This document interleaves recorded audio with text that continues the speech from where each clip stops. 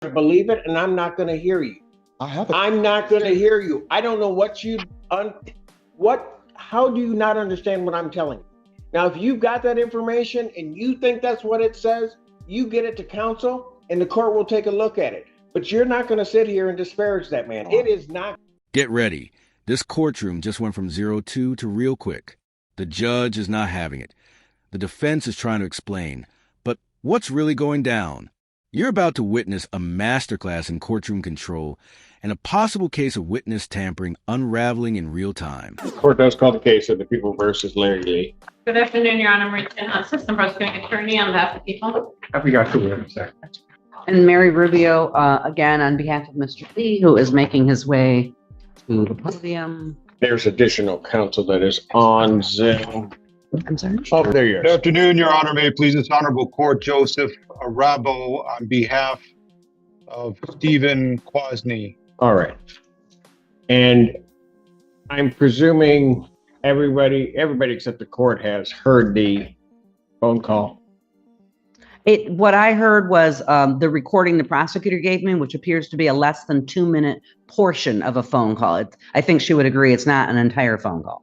That's correct, Your Honor. It's what Mr. Robles sent me, as well as Mr. Burgess. Legal takeaway partial evidence is still evidence, but in court, context is everything.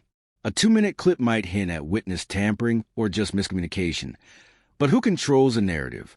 That's what makes or breaks this moment. And law enforcement as this morning.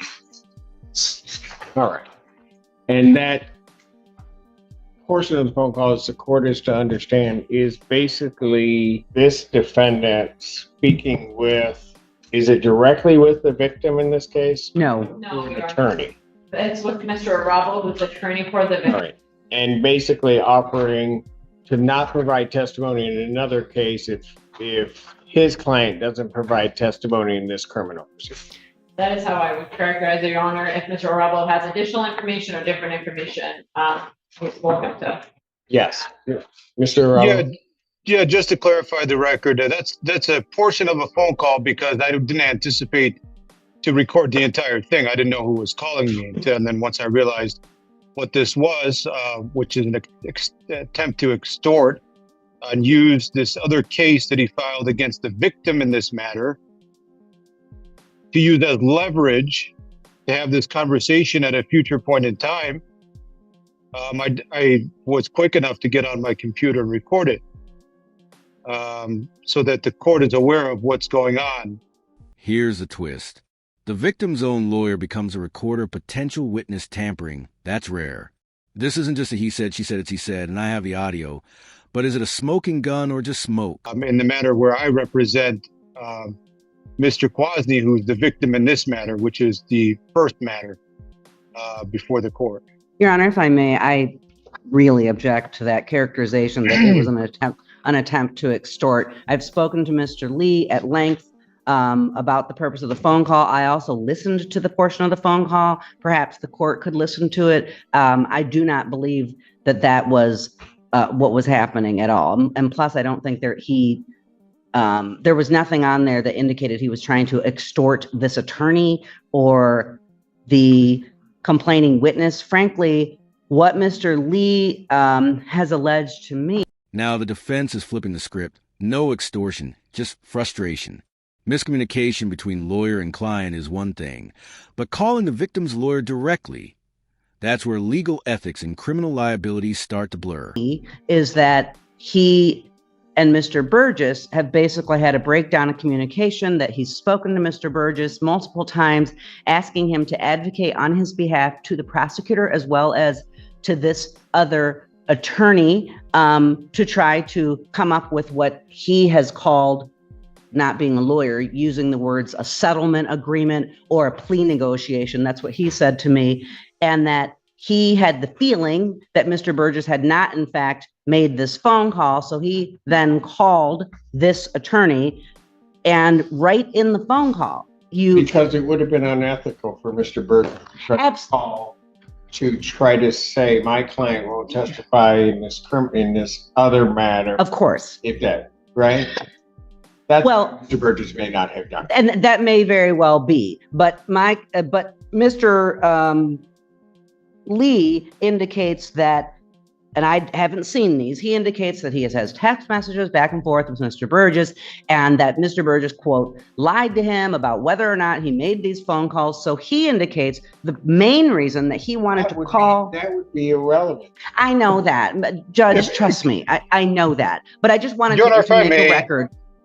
What, can I just finish though? Let her finish. Mr. Lee indicated the main purpose of the phone call was for him to find out whether this attorney could verify whether Mr. Burgess called him. If you listen to the call, the portion of this call, it's literally on there. He says, it starts out with him saying something about plea agreements. It's the call, it's interrupted. And I believe because counsel didn't realize he was going to need to record this. But anyway, it starts out with him, Mr. Lee, saying something about plea agreement, settlement agreement. Was there any, did Mr. Burgess call you to try to, see if I wouldn't testify and then your client wouldn't testify? Yes, he says that. But then he goes on to say, because my lawyer said he called you, and then this attorney confirms what Mr. Lee was trying to find out. And this attorney says, no. You see how easy it was to reach me. I didn't talk to anybody named Burgess. That's what he says. So I'm just indicating that Mr. Lee states that was the main purpose of his call, because he claims he wanted to come in here today and tell Your Honor that he did not want to have Mr. Burgess represent him anymore because he feels Mr. Burgess is lying to him. I'm just representing to you what Mr. Lee has told me. I'd like to say something. Thank you. Mr. Arabo, it's my turn. One moment. Your Honor. Because apparently that's how it works in this courtroom. Tana says it's her turn, so it's her turn. Go ahead, Miss Tana. Mr. Arabo had some trouble with the That's only because she's there and I'm not. I don't really, quite frankly, care what's going on with the client relationship with Mr. Burgess or claims Mr. Arabo's making about extortion. That's not something that people are going to get involved in at this stage. What I'm concerned about is there is a clear difference between a plea negotiation and two witnesses not testifying, one of them being Mr. Lee, the other one being Mr. Quasi, not testifying in exchange for something. And I agree that the court should just listen to the call rather than us going around calling it different things. What's clear to me is that there is an offer to not testify in exchange for Mr. Quasi not testifying in this case before this court. That is what I'm hearing on that call. That is what's concerning to people, and that's what may bring future charges. We're in the early stages. This needs to go to law enforcement. It has gone to law enforcement now, and we can follow. Your Honor, as you know, I'm a defense attorney. I think it's Ms. Rubio is really grasping at straws here to try to help her client. But here's what it is. It's not a plea. We heard her say plea. A plea means a reduction to something other than what is being charged with, not a dismissal, which is clearly being indicated in this. Second, what's happened here is you could see clearly. You can feel the prosecutor's frustration here. She's not just angry, she's shocked. Why? Because this might be the first time she's seen a victim turn into a defendant mid-case, allegedly as part of strategy. True, it's courtroom chess at its most dangerous. There's been a subsequent case filed.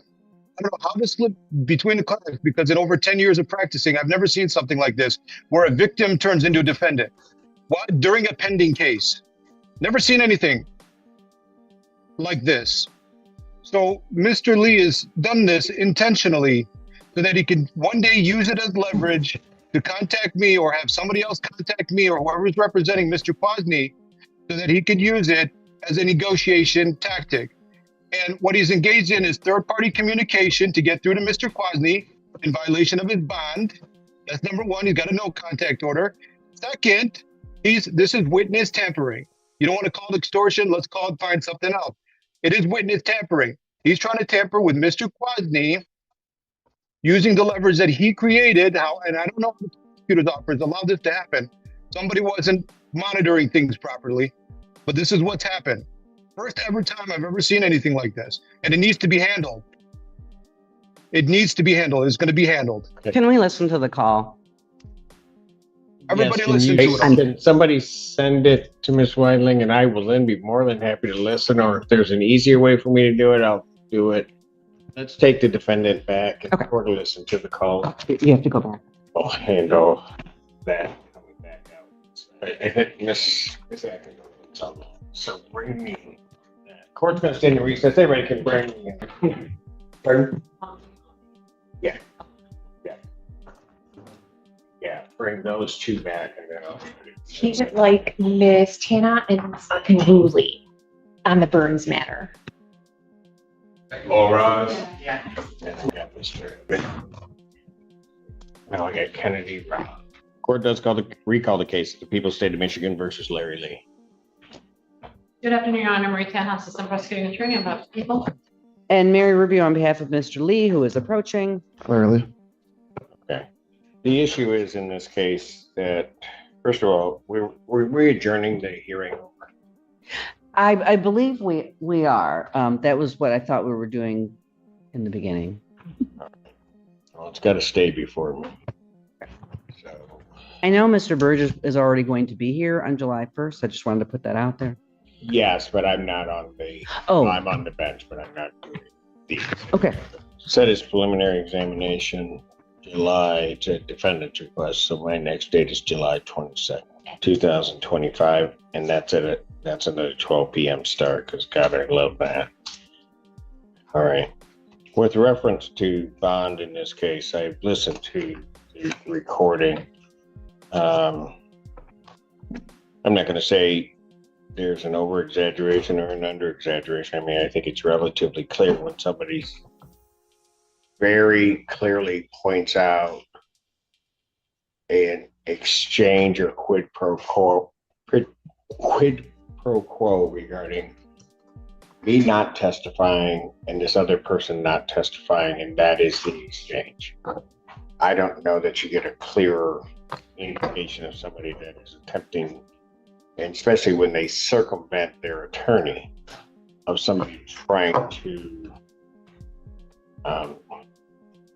sort of tamper with and obstruct a case. It couldn't be clearer. I mean, and quite frankly, I don't think there's any design to necessarily frost it over or anything along those lines.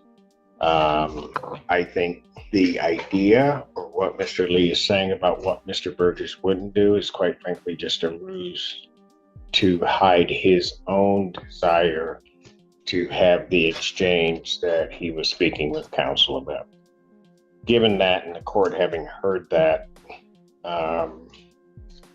with reference to this case, the defendant's bond is hereby ordered revoked based upon the court's hearing of that bond violation. Your Honor, can I just raise two issues? Before all of this happened, Mr. Lee expressed to me and attempted to express to the court his, as I'm sure the court has gleaned, his displeasure with Mr. Burgess. So I do think there, given some of Mr. Lee's allegations against Mr. Burgess, it may be best if someone else is appointed to the case. I know he doesn't want Mr. Burgess. And that's fine. I don't know whether or not he doesn't want Mr. Burgess or not, because I think, as I'm indicating, I think that notion of Mr. Burgess not doing something and then his checking is simply a ruse for him to try to get the message that I want this quid pro quo, this exchange. And I'm not accusing Mr. Burgess of anything. I'm just trying to represent what Mr. Lee has told and I me. understand that. And Mr. Lee is about jumping you, out of his skin trying to talk, just so you know. And so when you talk to Mr. Burgess, if Mr. Burgess, if he believes that that's the appropriate step, he can bring that motion before this court and the court will hear it in the day that I'm on. Mr. Lee, I will let you talk in a moment, but I'm going to finish this.